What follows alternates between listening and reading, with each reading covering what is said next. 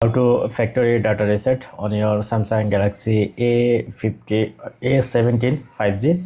So I'll show you the two different way. First way is go to setting, go to about and press on reset, and here you can see the factory data reset. If you press on reset, delete all, then your phone will be reset within couple of minutes.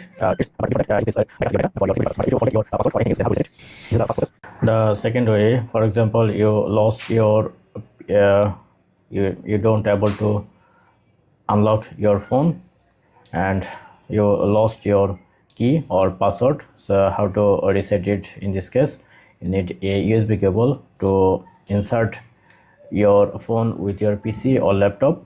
So once done, then volume down and power button, press and hold volume down and power button. Once the black screen comes,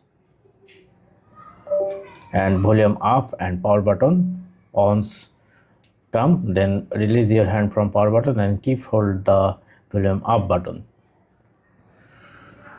Keep hold, and here you can see your reboot option. Now go to your wife data and data reset and press on the power button.